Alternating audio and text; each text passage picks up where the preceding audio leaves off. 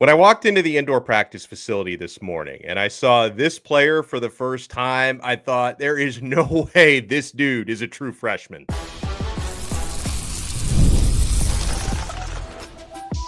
You are Locked On Canes, your daily podcast on the Miami Hurricanes, part of the Locked On Podcast Network, your team every day. I am Alex Donno, University of Miami alumnus, co-host of Locked On ACC, and writer for Canes County at Rivals. And thank you so much to the everydayers for making Locked On Canes your first listen and your first watch today. We're available free wherever you get your podcasts. We're free on YouTube. We're part of the Locked On Podcast Network, your team every day. Today's episode is brought to you by FanDuel. Right now, new FanDuel customers can get $150 in bonus bets if your first $5 bet wins. On this episode, as we recap Miami's first spring football practice this morning, how the team, at least they say it, I believe it. I think I see signs of it. They've got a chip on their shoulder after the way that last year ended, and we want that, of course. Early feedback and early looks at Carson Beck because, yeah, I did see him out there today. Let's talk about the standouts, though, in this first practice. And by the way, folks, we are live right now. So if you're in here watching us on YouTube or you're listening back to the audio version, make sure you smash that like button, subscribe to Locked On Canes on YouTube, hit that like button, and we'll be here, of course, throughout the rest of these spring practices. All right, so I mentioned that when I walk into the facility, first impressions are everything, right, guys? I walk into the IPF this morning, and, the music's blaring. They're starting to do their individual drills, and one of the first players that I see, and I had, little roster in front of me, but I didn't have all the numbers memorized because there's a bunch of new players. There's even some number changes. Like there's some guys from last season who are wearing different numbers from last year. And one of the first players that I see is a wide receiver wearing the number 3, who looks like a junior or a senior physically. I look at my roster. I'm like, yeah, do a kind of a double take. Joshua Moore, true freshman receiver out of West Broward, physically looking fantastic. Now it's one practice in, too early to give a whole lot of assessments. I did, see him in drills, making some catches, but Josh Moore, certain times, when players come in from high school and they're listed, 6'4", 6'5", sometimes high schools lie when they list, dimensions and heights and weights for players. But in the case of Josh Moore, he is every bit of his 6'4", got to be around, I would think, 215, 220. Like he's built. And that was one of the first guys that grabbed my attention when I walk into the facility today. In terms of other things that we noticed today, watching some drills. So media gets to watch about the first 40 minutes or so of practice. So we get to watch a lot of individual drills. We do get to watch some one-on-one drills, some 7-on-7 kind of stuff. So this time of year, most of my takeaways, or at least a lot of my takeaways, are watching quarterbacks throw. And we'll get to Carson Beck in a second, who didn't throw, but he was out there, was very much a part of practice today. So watching the quarterbacks throw and watching some of the one-on-one battles between receivers and defensive backs, and also seeing tight ends and running backs get some work in these one-on-one passing drills. Those are some of the biggest things that you take away watching these earlier practices. It's a little bit tougher to get assessments of the line of scrimmage, but there are a few takeaways that I have on that. Someone on defense who is noticeable, and I think he's going to get prominent reps this season and has an opportunity to compete to be a starter, is Popo Aguirre at linebacker. Like that's someone who I thought looked good, and you could tell he's establishing himself and practicing well. All right, let's talk about a couple more wide receivers. And, a lot of this info, I did take some notes at practice this morning, but a lot of it is like scrambled, mixing around in my brain right now. And yeah, I was about to get to this, and shout out to Joshua Leonard here, who's with us on the live chat. Malachi Toney is another one who really stood out to me. I mentioned just the physical stature of Josh Moore being like the first guy that I noticed when I walked into the facility, but Malachi Toney, they call him Mally. That's really someone that I noticed on the field today. And I wonder for the both of them, if Malachi Toney and Josh Moore can, find ways to get on the field consistently or semi-consistently in their first year. Like we didn't have a lot of that last year in terms of young receivers because Miami had such an established older receiving core. But since most of those guys, pretty much all the guys who featured last year have moved on either to the NFL or, like Isaiah Horton, have moved on to other programs, I think we're going to see more opportunities out there. Of course, Miami did bring in CJ Daniels, who's still nursing someone, but he's going to be nursing something, I should say, but he's going to be a big part of the offense this year, the transfer from LSU, 6-year senior. But Malachi Toney is a true freshman. What stands out about him is very smooth route runner. He glides, and his routes are very decisive, and he made some big catches. There was one, like, especially deep ball that he caught in the corner of the end zone from Emory Williams. And, I'm not sure if the angle that I had wasn't great. I'm not sure if he was able to toe tap and stay in, but it was a tremendous deep ball, tremendous grab. And I think he did manage to get the feet down in bounds. So Malachi Toney was somebody that I really noticed today. But, overall, when it comes to watching the receivers and evaluating these one-on-one drills, I can really see the progress. And I think anybody who was out at practice today is probably saying the same thing. And I can verify this 1000%. Josiah Trader, JoJo Trader, he is a dude, and he's looking like a dude out there. That was maybe, at least in terms of like offensive skill players, maybe the guy who impressed me most in practice today. That JoJo Trader, it's very, very difficult to cover him. Now, he had some really good physical battles. The guy that he was mostly going up against in practice, from what I could see, was transfer defensive back Charles Brantley, experienced guy out of Michigan State. And they were going back and forth. They had a lot of one-on-ones. It reminded me a little bit. If you guys go back and watch the shows that I did a year ago at this time, reacting to the early days of spring football last year, it was Xavier Restrepo and Mish Powell who had a ton of one-on-one battles in practice. And I kind of was getting a little bit of those vibes today. Some good battles between Josiah Trader and Charles Brantley. And Trader looks good. Like, as of right now, he looks like the alpha of that wide receiver room. And, it seems to coincide perfectly with what Cam Ward said at the Combine last week. When Ward was asked, who's going to be the next guy, is in the next receiver at Miami. And he said that JoJo Trader, Ward said it, is probably going to be one of the best receivers in the country this year. And, obviously I'm getting ahead of myself a little bit. Let's talk about what we saw in practice today. But I thought JoJo Trader practiced really well. That was a guy who really stood out. Also noticeably, Nye Carr, I thought, had some good reps. And it looks like he's put on a little bit of size and a little bit of strength in the offseason program, which was also really good.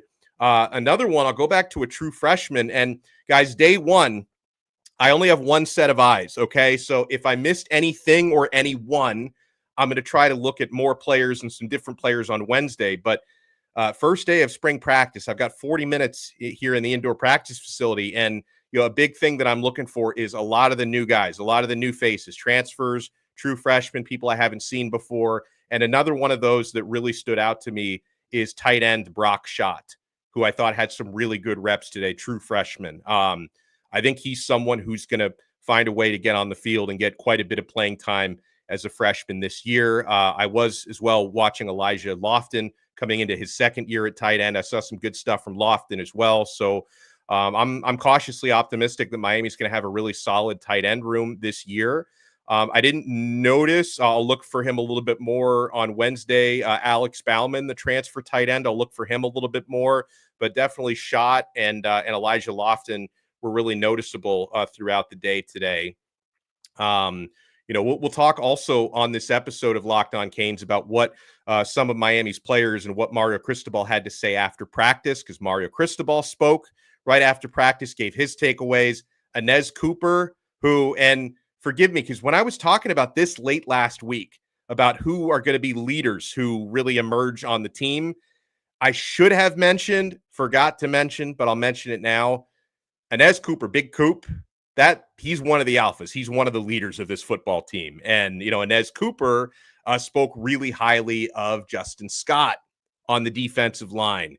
Scott looks like he's putting on even more size and chiseling out. And, again, it's you can't really get a sense this early, like who's in line to start, or no sense really yet as to what the depth chart is going to look like. But Justin Scott, to me, I think he's got all the tools, and he's going to have all the opportunities to try to become a starting defensive tackle at Miami in his second year this year. And Anez Cooper is really complimentary of him. And, Anez is someone who really seems like one of the leaders on this football team. And speaking on something that Cooper had to say after practice, another one of the new guys that, again, it's hard to get an assessment this early at the line of scrimmage, because, when pads come on, we'll get a better idea. The pads were not on today. But Anez Cooper is very complimentary of James Brockermeyer, Miami's new starting center, senior transfer out of TCU. He went out of his way, Coop, to say that Brockermeyer already knows all of his calls. Like, he's up to speed on the playbook. He's not behind whatsoever. And it just fits already, which is good for the first day of spring practice. Like, they don't have to, hold his hand. And Cooper did mention, you can tell that Brockermeyer has played a lot of football. Okay. Like, you can tell. Someone I am going to look a little bit more for later in the week. Someone's asking about Pancake Honcho, Samson Okunlola. He's someone who's going to get opportunities this year. I mean, for what it's worth, I mean, who cares what my opinion is? Because I'm Alex Donno, not Alex Mirabal. Alex Mirabal's opinion, Mario Cristobal's opinion, those are the ones that matter most. Like, I don't necessarily project Okunlola to be a starter on the offensive line this year. He has plenty of time to prove me wrong and us wrong, compete, because jobs are always open, especially this time of year. Competition is open. And of course, he can become an important rotational guy this year. Now, again, I want to talk a little bit about the quarterbacks when we come back, because someone who may not be throwing, but he is noticeable, and that's Carson Beck. Got some good looks at number 11. He's wearing the old Ken Dorsey number. Hopefully history repeats himself there. So I got to look at Carson Beck today. Got my first look at Luke Nickel as well. You want to keep it locked right here, guys. We're only getting started. We are live right now. Smash that like button on this brand new episode of Locked On Canes. My friends, we're changing the NIL game with Roy. Ever wish you could directly support your favorite Hurricanes athletes and be part of their journey? Now you can with Roy, the NIL app that puts fans in control. Before Roy, NIL deals were often handled behind closed doors, and fans felt like you didn't have a clear way to directly support the players you love. Now with Roy, you can make a real impact and feel closer to the athletes representing Miami. With Roy, you get to choose the player you want to support, decide how much you're willing to contribute, and get exclusive content straight from the athletes you back. And the best part, if your player transfers, you get your money back. So it's a risk-free way to show your support and make your voice heard. Support your favorite players directly and help shape the future of Hurricane sports. Download the Roy app now from the App Store and start backing Miami athletes the way they deserve, with transparency, trust, and real impact. This is the future of college sports. Join it now by downloading Roy and supporting your favorite players.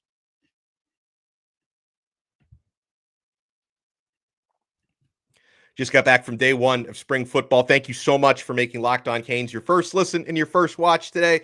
We're available free wherever you get your podcast. For your next listen, make sure you check out Locked On ACC. Kenton Gibbs and I will have a new episode tonight. There's big news that we're approaching a settlement between the ACC, Florida State, and Clemson. It is what we expected it to be, but apparently it's closer to getting done. But you know what? I'm looking backstage here, and did you mess up your calendar? I mean, today is Monday, and yet I see Mr. Tuesday backstage truth teller. Did you sneak in? Like, you got past the armed guard that I have backstage here? What are you doing here, Bruce? It's not Tuesday. You are getting older. I know that's a common mistake. Wise guy. I'm here because tomorrow I think we have maybe the greatest offensive lineman in the history of Miami coming on the show. I called him last week. I mentioned it a week ago, but Bryant McKinney's coming on tomorrow with us, 9 a.m.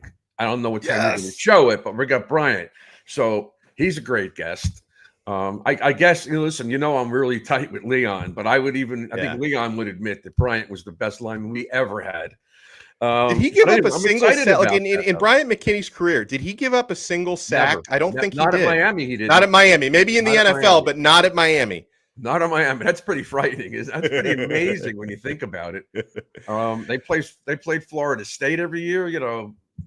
Yeah, he had none against him. So I'm excited about that. I want to talk to him about certain things, maybe not specifically the roster we have, but like Bell, the left tackle. He's a big, tall guy too, and I want to know what kind of problems Bryant had with the speed rushers, because some of these guys are just like lightning now coming off the edge.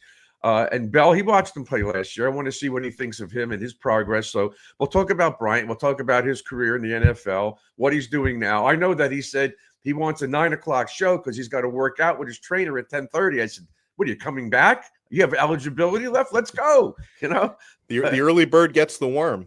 Yeah. Okay. So I'm excited about that. And I know you asked today about the other guests that I want to bring in. Damian Lewis, Kevin Beard. We're working on those. To do it. We're working on those. And I want Kevin on the show, Kevin Beard. So we need permission for these guys. But by the way, can I say something, Bruce? If it was up to them, they'd be on here. The hell with what the administration says, but they can't. Oh, sure. That.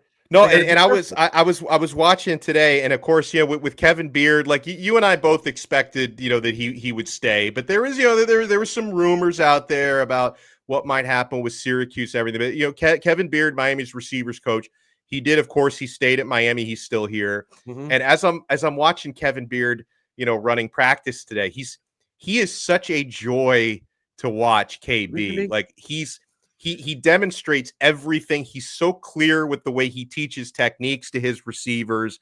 Players really seem to love him. And he's so animated, Bruce. Like when they're doing these one-on-one drills and you got, his receivers going up against, Will Harris and Zach Etheridge's defensive backs. I enjoyed watching them for the first time. There's all this like friendly competition that they have. And if one of Beard's guys makes a big play, he's talking trash to the defensive coaches. It's so much fun to watch. It's almost as if he's still back at the school when he was there, when they had Andre Johnson and they had Reggie Wayne and Santana and those guys. Yeah, he was like the least recognized out of all of them, but he was solid though. Yeah. And that's what he's bringing to these kids. He did it at Toledo and now he's here. And I'm thrilled that he's here. But look at who he has to work with now. You just mentioned Josh Moore. Can you imagine a year or two under his belt with Beard and JoJo? These guys might not be experienced like we're looking for, but they're pretty darn good. And he'll have them playing at a top level, I'm sure, before the season's over. I like this comment from Carter. It's showing at the combine right now. The receivers are showing out. Yeah, the guys that Kevin Beard trained, right? And I know Restrepo has actually been at Miami or was at Miami even before Beard got here, but you better believe Kevin Beard had a lot to do with his transformation. Sam Brown, Jacoby George, he's a great teacher. I want to talk a little bit, Bruce, about the quarterbacks, because going in, obviously, like we all know, it's. Wait, one more thing about Beard before. Sure. So everybody looks at them running routes and catching the balls. What was important, especially last year, is that if you run your route and you don't get the ball, what do you do next? Well, he taught all these guys what to do, where to go, what to look for. He told us in the spring. He said to me, Bruce, if Ward snaps out of that pocket, these guys have to break off their route. They can't be running in the same spot. Right. And you noticed last year, there was very rarely two guys in the same spot. Right. So, that's part of learning. And maybe the people watching on TV or at the stadium don't realize that. But it's not just how to catch a football. There's a lot more to it. And the blocking aspect of it. And, we had some holding on blocking last year, but not that much at all. No. And one or two of those calls were ridiculous. Yes, I forgot. Well, every Isaiah Horton, like every time Isaiah Horton scored a touchdown, somebody was getting called or something. All right, you want to talk about who quarterbacks? Yeah, so I got my first look today at Carson Beck, who's wearing the number 11, and and all I can proudly report that physically, he's not wearing any sort of a brace or a sling. Really? On the right arm. Wow. No. Yeah, he was just looked like any other quarterback out there. Of course, and this should not be a surprise to anyone. We knew this was coming. He's not throwing yet. Like he's not been cleared to throw. But Beck, since he's got full use of every other part of his body, like he wasn't even working. I'm sure sometimes he was working off the side, but in any drills that involved footwork and non-throwing stuff, he was fully involved. Again, he's not wearing a brace or a sling of any kind. And, Cristobal said it last week that, he could be ready to throw again in a couple of weeks, however long that is. Because sometimes when Cristobal says a couple of weeks, we don't know. We don't know what that really means. If he says this week, it might not be true. No offense, right. Mario. Right. but still, like Beck is out there fully participating with everything that doesn't involve throwing, engaging with his teammates, which is good to see. I got my first look today at Luke Nickel, and I thought Luke looked pretty good. I mean, one of the bigger compliments you can give to a true freshman in their first practice is saying he did not look out of place. Like, he looked like he belongs there, looked like he's a guy who's maybe played even at this level before. I don't have any crazy assessment, though, on Nickel one practice in. Like, I'm not going to sit here and lie to you guys like, oh, my God, this is the next coming of Dan Marino or something. Like, I obviously, I got to see more, but he didn't look out of place whatsoever. And he looks a little smaller than the other, because obviously Judd Anderson's tall, and Emory Williams is 6'4", 6'5". Yeah, so he looks smaller, but he does. Yeah, he does. You can't go by that. He's damn good. Yeah, Luke is probably like in the 6'1" range. Right. But you're right, because standing next to 100%, Emory Williams is 6'5", right, and Judd is 6'7.5". I know. So he looks look right, but whatever. He looks small, and I think Carson Beck looks to be about 6'4", like in that range, like a similar height to Emory Williams. So he's in that one as well. So so Luke looks a little smaller compared to those guys, but I thought he practiced pretty well. Same thing with Judd. Like, I didn't see any bad quarterback errors or anything. But I'll tell you, and I know people are not going to want to hear this, but I can't wrap my mind around how well Emory Williams practices compared to, I don't know what that was in the Pop-Tarts Bowl. Because he practices so well, Bruce. Like, he made I mentioned he had a really nice deep ball to Malachi Toney. Like, every throw I noticed Emory making today looked to be on point. So I don't know what happened in the Pop-Tarts Bowl where it just, I don't know, but he practices very well. Why that didn't translate into that game, I don't exactly know, but he looked good in practice today. Does anybody ever ask him directly, not the coaches or anything? When did you find out that Cam was only going to play half the game? How much advance notice did you have? Maybe he had very, very little. I don't know. Yeah. And he would probably, unless they told him to shut up and don't talk about it. But to me, everything he did in that bowl game looked not even close to what we've seen. In games. He beat Clemson. Yeah, he had a noose around his neck for the most part of the game, but they let him turn it loose at the end. He had some nice passes. He almost beats Florida State, and he gets hurt in Tallahassee, no less. And wasn't that the year they were like 13-1? Yeah. And then he goes into a bowl game this year, and he just didn't look the same. I can't believe it's really him. I'm saying right now he's going to win the backup job. I'm sorry. I would lean that way because of his overall experience, specifically his experience. It's entering his third year in Shannon Dawson's offense. So, I mean, we all know Beck is going to be the star. And let me give you guys more on Carson Beck, because I mentioned we had a chance to talk to Cristobal and a couple of a few Miami players after practice today. I pieced this together. You'll hear one of my questions there. I think you'll hear like Barry Jackson from the Herald asking some stuff. So here's Mario Cristobal, Mark Fletcher, and Anez Cooper, Big Coop from the offensive line. We asked them what kind of impressions Carson Beck, obviously off the field stuff mostly, but what kind of impressions is Carson Beck making on his teammates and coaches so far? Very productive day. Very productive first day. That was the wrong one. Here we go. Here we go. Here is the reaction to Carson Beck. What sort of impressions has Carson Beck made on his teammates and on his coaches since he arrived? Well, as positive as you can, with who asked the question? Oh, there you go. I'm sorry. It's okay.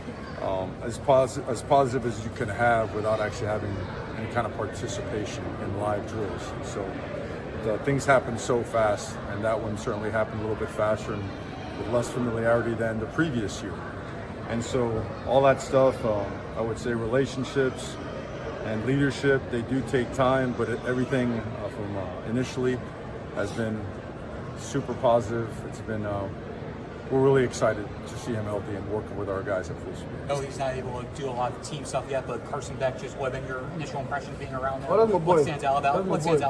That's my boy. He's just a cool guy, very humble, and we locked in. Can't wait to see him throw that thing. I know he can't throw with you guys, with the running backs, receivers, tight ends, but has he done anything collectively on his own with his offensive teammates, either dinner or meetings without coaches or anything? Oh, yeah. He been in meetings. I know a couple of guys for the Super Bowl. He invited the old linemen, receivers, running backs to his house. Been chilling with him, so he a cool guy. Can't wait to see him throw it, like I said. Have you gone to the watch with the Chiefs game with him? Yes, sir. The Super Bowl, we watched it at his house. Yeah. Nice spread. Was it catered? Oh, yeah. No. It was just on some chill stuff. It was on some chill things. I like Carson. Me and Carson actually talk a lot because me and him like car guys. So we like cars a lot. So we sit and talk about cars and all the time. So yeah, there's a bond that like me and Cam used to talk about no cars. Me and Cam just talk about gaming and stuff. So I like that Carson Beck like cars and I like cars. So there'll be a relationship between them. I still don't know if they found Beck's Lamborghini, but I guess we're on to the business stuff. So he and Anez Cooper talk about cars. First of all, you saw Mark Fletcher there in the middle. Fletch, he's another one we can talk about, Bruce, because he's still got, of course, size, but he looks a little leaner this year. And I thought he and Jordan Lyle, both had a good practice today. Yeah, well, I think they're banking on these guys big time. Both of those guys. That's the real thunder and lightning, those two guys. I remember back in it when Eric Dickerson was at SMU, they had that other guy, Craig something or other, whatever his name was, the two of them. And whatever. They got a power guy and a speed guy. But don't be fooled because Lyle's got power too. Yes. And you saw last year a lot of times where Fletcher turned the corner.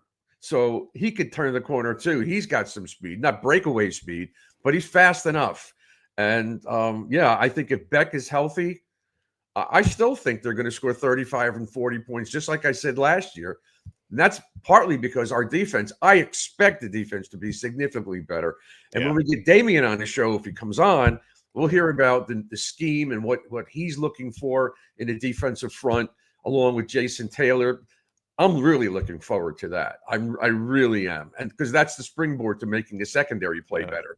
You know, if you're covering somebody for 5 or 6 seconds because the pass rush not getting there, what do you expect? I mean, like we said, they could get Jack Tatum, you can get Rod Woodson, you can get Lester Hayes. It won't matter because you have too much time to throw. That's why I'm looking at that front four this year, although they're about 8 deep. I'm looking to see that pass rush get into the backfield a lot. Yeah, and again, Justin Scott was someone who I thought he got praised pretty good today, and deservedly so. And in terms of other defensive backs, I mentioned Charles Brantley was involved in a lot of reps with JoJo Trader. He's the toughest guy to cover out of that receiver group apparently today. Malachi Toney, another one. But I got my first look at Xavier Lucas. He looks big and long, and he's not only got the height around 6'3", but he's also 200+ pounds. So he's got the thickness you don't see from most of the rest of the defensive backs. Sorry, did you see Damari out there? Was he practicing? Did you see him out there? Is he not practicing? I'm not sure. I didn't see him, and I don't know how much I can say. But I did not notice him today. He's number 6 still, isn't he? Unless he changed to number 2 actually. I saw a 2 out there, but it was on the offense. Yeah, I think who's that's Pringle? No, I think it's one of the receivers changed to number 2. Dang, I don't have my roster there. Okay, I don't know because I watched some of these things today, and I'm thinking, who are these guys? I don't know them all. Yeah. Well, when we come back, Bruce, we got a treat because let me bring him on screen a little bit to say hi. We got our guy, and the two of you know each other as well now. We got Rudy Tamarchio here. We got Bruce Warner. And here we got a common thread here, Bruce, because we're going to be having Bryant McKinney on our show tomorrow. And Bryant McKinney is going to be competing in a fishing tournament that Rudy's company is involved in the catch. So McKinney, I'm trying to track down McKinney a couple times. Rudy's going to talk a little bit. And of course, we could talk about practice as well with Rudy. So you guys want to keep it locked right here. We're not done yet on this brand new episode, reacting to the first spring practice right here on this brand new Locked On Canes. You want to keep it locked.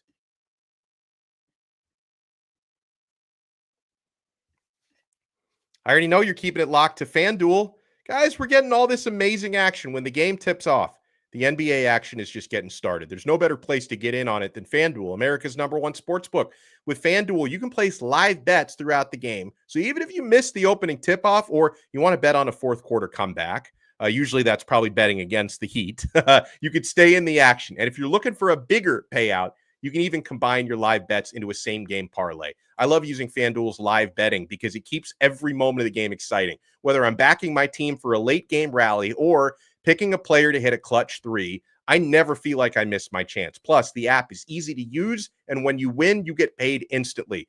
Right now, new FanDuel customers can get $150 in bonus bets if your first $5 bet wins. Just visit FanDuel.com to join today. That's FanDuel.com for your shot at $150 in bonus bets. Make every moment more with FanDuel, the official sports betting partner of the NBA. Thank you for making Locked On Canes your first listen. For your next listen, make sure you check out Locked On College Basketball. It is the month of March, and even if our team may not be in the NCAA tournament, I know you're going to want to fill out your brackets, and I know you're going to want to place your wagers, so you will become an expert with Isaac Shade and Andy Patton from Locked On College Basketball. Make sure you check them out free wherever you get your podcasts and free on YouTube. Now, Rudy Tamarchio, you're a UM historian as well, even though you're not as old as Bruce, but you read, you're well read. Would you say, is Bryant McKinney, is he the best offensive lineman we've ever had in orange and green?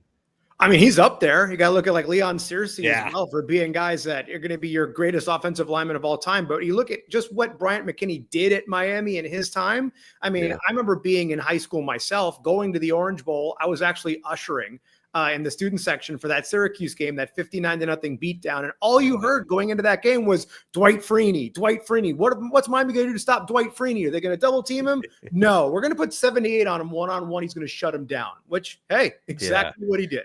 That's what You happens. know what's funny That's what about happens that? to the greats, though. When the greats get challenged like that, look out. You know what's funny? Because I remember that exact game, Rudy, and I remember McKinney completely neutralized Dwight Freeney. And then like a year later, they went head-to-head in the NFL, I think, or a year or two later, whatever it was, McKinney with the Vikings and Freeney with the Colts. And then Freeney had a really good game. And it's like, I don't know what changed in a year or two, but the version of McKinney we had here completely blanketed and completely neutralized Dwight Freeney. Well, there's a difference between having the Orange Bowl and the heat and being up there in the cold. And hey, different systems. When you talk about how these players are running around, how they're going to highlight one guy versus the other, there's something that Miami puts on. When you put that U on your helmet, you're a different story. Well, that's the way it used to be. Let's hope it turns around again, because we need that down here. Mullet Run said that McKinney had a bad ankle in that game. In the second one, that might have been what it was. Yeah, because he wasn't healthy a lot in the start of his NFL career. But tell me, Rudy, about, and I know there's you guys are going to be having like a media day podcast event coming up in April, which I'm going to be a part of for SFC's The Catch. And listen, I know this dude played his college ball for a rival team. But personality-wise, I could not be a bigger fan of Jameis Winston, who's going to be hosting this event. Thankfully, there's going to be Miami representation as well. Tell us about The Catch.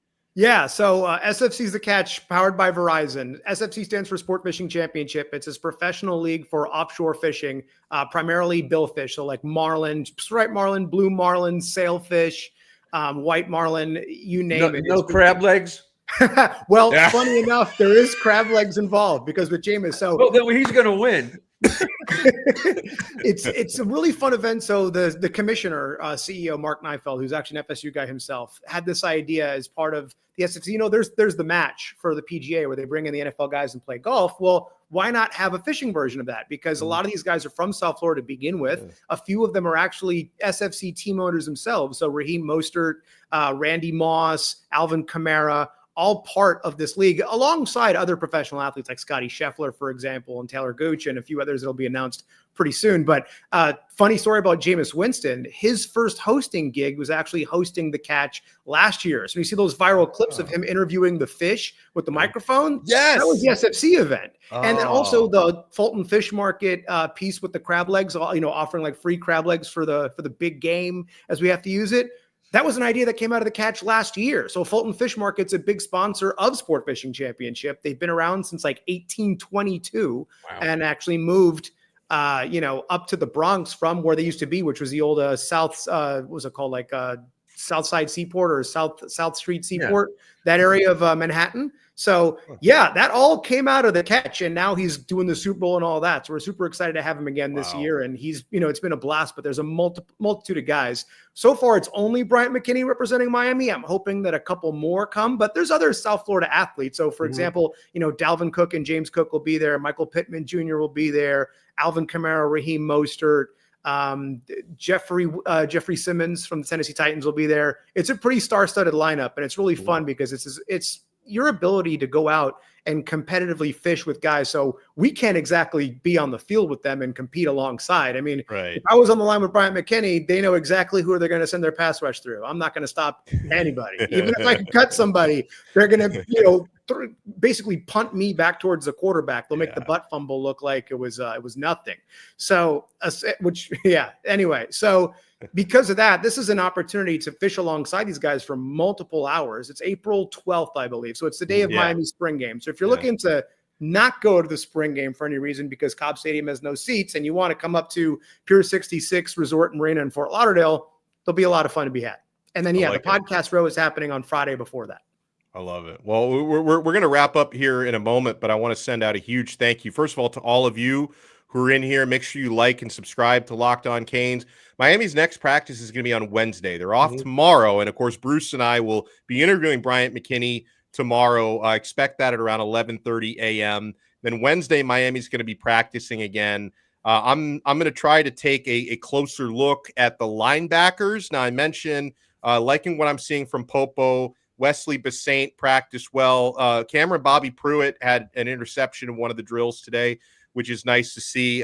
Kellen Wiley, I heard some good feedback on him. I want to watch him a little bit more on Wednesday, and I want to watch try to watch the line of scrimmage a little bit more. That's one of the hardest things to watch from where we are in practice, and give you guys more feedback on the new coaches as well, because Corey Heatherman, Will Harris, Zach Etheridge, Damian Lewis, they made their coaching debuts for Miami today. So huge thank you to Bruce Warner, the truth teller.